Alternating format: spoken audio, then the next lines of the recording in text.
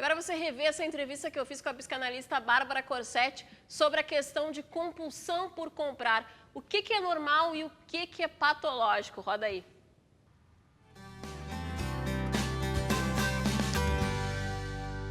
E hoje eu recebo aqui no estúdio para falar sobre compulsão por comprar a psicanalista Bárbara Corsetti. Tudo bem, Bárbara? Tudo bem. Seja bem-vinda Obrigada. aqui ao programa. A gente sabe que tudo que é mulher, né, gosta de comprar. Gosta de ter um sapato novo, uma bolsinha nova, uma roupa nova. Gosta de se vestir bem, né, de estar bonito, fazer as unhas de pelúcia.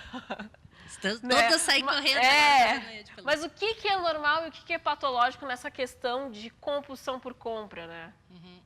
Compulsão, já. Quando a gente fala de compulsão, a gente já é falando... patológico? Já é. Porque a pulsão é o que nos move. Quando eu estou fazendo algo por pulsão, que é só para preencher, que é só para engolir aquilo, já é algo que não me leva a lugar algum a não ser capturar. Eu não tenho outro objetivo a não ser esse, com a compulsão. É o mesmo que o estardalhaço da gritaria, do escândalo. É pura pulsão, pulsão louca, solta. Quando a gente está falando de pulsão, a gente está falando também de algo muito primitivo do humano. Que é o mais primitivo nosso, são as nossas pulsões, que ainda não estão civilizadas. A gente é um animalzinho quando a gente nasce. A gente não trabalha muito bem isso, né? É que a nossa civilização, quem está ao nosso redor, vai nos ensinando a nos civilizar, a nos humanizar. Acontece que existe, no início da nossa vida, o que nos preenche os lugares, por exemplo, eu tenho fome, me dão comida, eu tenho sede, me dão água, é uma necessidade. Aí eu estou vivendo pela necessidade ainda. No decorrer da minha vida, eu preciso transformar a necessidade em desejo, em eu querer algo e trabalhar para aquilo, não simplesmente completar os meus buracos, mas trabalhar para que aquilo aconteça. Perceber que isso vai me dar um crescimento de vida, porque o desejo está ligado ao crescimento, ao amadurecimento. A necessidade não. O que acontece?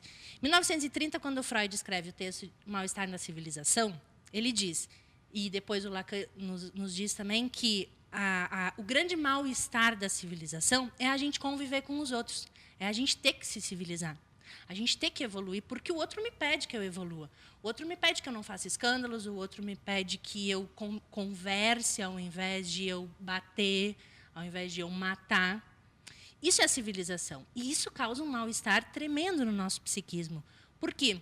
Vamos pensar o sujeito como... Só vamos fazer um adendo aqui, né, Bárbara? Nada de achar que vai sair por aí tendo que bater nos outros, porque a gente falou que isso não é... É pulsão, mas é que as pessoas estão matando. É uma realidade. A gente está vivendo numa sociedade em que não é bom a gente poder trazer isso para programas de televisão, Sim. Porque é uma realidade mesmo. As pessoas estão matando, estão batendo, justamente estão roubando. Essa questão não tem mais horário para roubar, né? O cara vai lá e te arranca porque ele quer. Ele quer para ele o que ele não tem. E isso faz parte da cultura. E a gente está vivendo isso como se fosse escanteando aqui, escanteando ali, e não botando as falas a coisa. E a gente precisa conversar sobre isso. É real isso? Isso está nos engolindo, está nos matando, e a gente não sabe por onde vem. Não sabe por onde vem, vírgula. A gente sabe que a coisa é nós que estamos fazendo. Né? É do humano isso. Não é, ninguém está fazendo isso, não é alguém que está mandando eu fazer e eu não sei o que eu estou fazendo. Eu estou fazendo porque eu sei que eu estou fazendo. A questão é que quando eu me dou conta que eu sei que eu estou fazendo, aquilo já é meu. E aí eu preciso fazer de verdade alguma coisa com isso. Hoje, o nosso mal-estar na civilização não é só conviver com os outros e não é só crescer, mas é saber distinguir o que eu, de fato, preciso e o que a nossa sociedade capitalista está nos impondo. Vamos considerar uma fraqueza de psiquismo quando a gente não sabe o que quer. Por exemplo, eu tenho o meu desejo pulsa, minha pulsão pulsa, e eu não consigo encaminhar. Então, eu vou dar uma volta no shopping para dar uma relaxada. Essa voltinha no shopping que eu dou, e eu compro uma coisa, outra coisa, eu preencho esse desejo, mas é um objeto. É um desejo semelhante, Bárbara, à pessoa que tem compulsão por compra, assim como tu falaste, a questão de pulsar e não saber o que fazer. é semelhante àquele desejo das pessoas obesas que muitas vezes não sabem o que fazer e vão lá comer para preencher um vazio. Exatamente. Ou vão lá se drogar para preencher um vazio, ou vão lá beber álcool para preencher um vazio. Antigamente, muito antigamente, o álcool era usado em momentos de festa ou situações religiosas, como um evento. O nosso sistema capitalista usou o álcool porque, sim, é fato que quando eu tenho uma dor, uma angústia muito grande, se eu bebo, dá uma acalmada? Dá. Dá uma aliviada? Dá. Se eu uso droga, a mesma coisa. Se eu compro um objeto, a mesma coisa. Dá uma acalmada, mas com isso eu faço o seguinte, eu faço com que eu acredite na ficção que existe um sistema que nos organiza. Mas é uma pode ficção. aumentar, né? Essa questão, por exemplo, da punição. A pessoa, num momento, ela se sente aliviada, mas depois ela não se culpa? Exato. Não, culpa é muito... não se culpa, ela continua com o desejo sem saber onde está. Na realidade, a questão que a gente vive hoje, o nosso novo mal-estar da nossa civilização, é viver na ficção de que a dor, a angústia, os meus medos são acalmados com objetos. Então, a gente vive numa sociedade de objetos e não de sujeitos. Esse é o drama que a gente vive hoje. A questão de qual é o desejo da Cláudia não se pergunta. Mas o que a Cláudia quer hoje? É quase assim. É como se o querer e o objeto que eu posso preencher a tua vida vai te satisfazer ou vai te acalmar. E isso a gente vê os pais fazendo com os filhos desde pequeno. Eu vou dar uma vacina nele, mas depois eu dou um brinquedo para ele não ficar tão mal. Como se essa dor não tivesse que ser conversada. O porquê que ele está tomando vacina, por que ele tem que fazer alguma coisa, por que ele tem que estudar, conversar sobre isso. Hoje em dia, todos somos adictos, de certa forma, porque está nos faltando discurso. O adicto o dictum é discurso e o adicto é o sem discurso. A gente está sem discurso, a gente está sem fala, sem ter como colocar essa fala em algum lugar. Então, estamos usando os objetos no lugar de desejo. Isso gera mais mal-estar, obviamente. E gera mais mal-estar, principalmente para aquelas pessoas que muitas vezes não têm até condições financeiras e se endividam, né, Bárbara? Porque precisam ter determinado elemento, determinado objeto para se sentirem melhor, né? E começa a questão aí de dívidas homéricas e... Sim, a dívida já entra daí num outro esquema que é cada uma dessas das adicções nossas ou das nossas compulsões ou onde a gente se liga, cada um vai nos levar a algo. Não é todo mundo que consegue se tornar um abusador de drogas ou um usuário de drogas, não é todo mundo. Eu preciso ter uma relação com isso já em mim, por exemplo. O adicto de droga, ele tem uma relação muito maior com a falta de discurso, porque ele já entra num abuso da droga, enquanto ele está usando no início é uma coisa, mas quando ele já começa a abusar, ele está falando de um abuso que ele sofre também na vida. Ele sofre um abuso por não saber como conversar com as pessoas. Então, ele acaba vivendo tudo que pedem dele, ele faz, ele já é abusado. Por isso, ele abusa depois. O que usa álcool já entra por uma outra relação, que é diretamente associado com o vazio oral, que também tem a ver com a fala, mas eu preencho logo, eu tenho um copo que me cala o tempo inteiro. De novo, né? Então, ao invés de eu falar, ou eu fumo, eu estou usando a boca, mas não para fala. Eu estou numa fase oral ainda.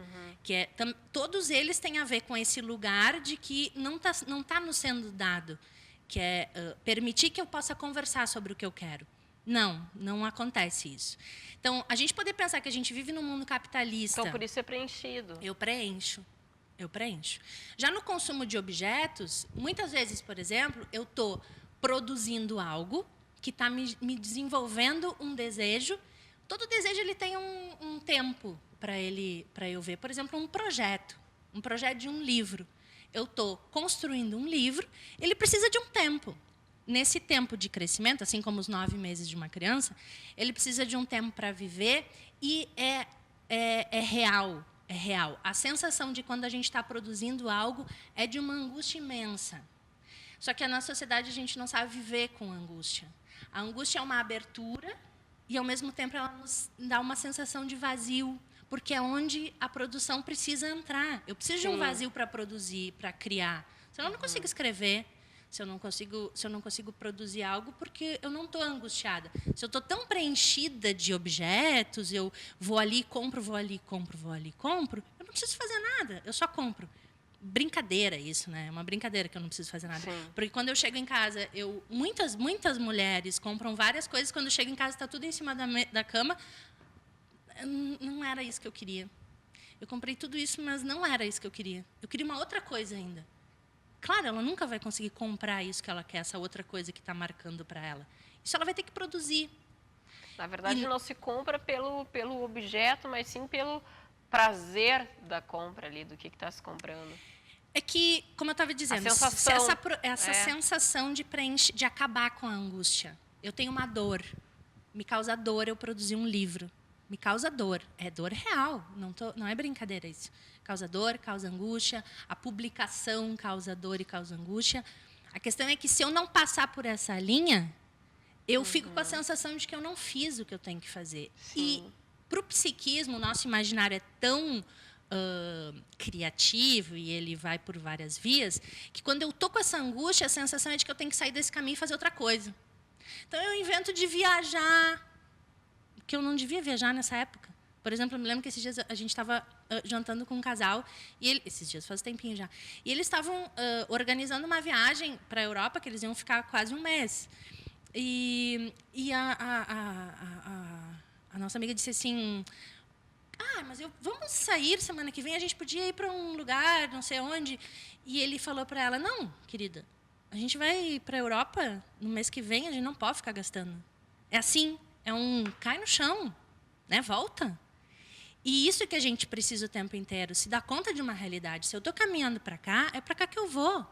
Qualquer desvio desses que a gente acha que é só para preencher, tipo, essa sensação é uma sensação real de que eu preciso fazer alguma coisa. Mas se eu tenho que fazer alguma coisa, se eu já tenho um objetivo, senta e faz essa coisa. Não sai em busca de qualquer coisa na rua. Não vai achar. Para desfocar. O consumo está por aí. Acontece que a gente vive numa sociedade que vende muito o tempo inteiro. Se eu estou com o meu desejo solto... A mesma coisa Desculpe te interromper, Bárbara, mas a mesma coisa acontece com aquela pessoa que guarda, muitas vezes, um dinheiro com um objetivo. Eu vou comprar uma casa. Aí, depois de um tempo, tem aquele recurso, e aí passa por uma loja onde tem um vestido caríssimo, que ela achou lindo. Mas eu tenho já o dinheiro ali, vou colocar. Não chega no objetivo. Mas é por aí. Escapa o objetivo, exatamente. Para trabalhar na linha do sujeito, ser um sujeito e não ser preenchido de objetos, essa é uma marca bem significante.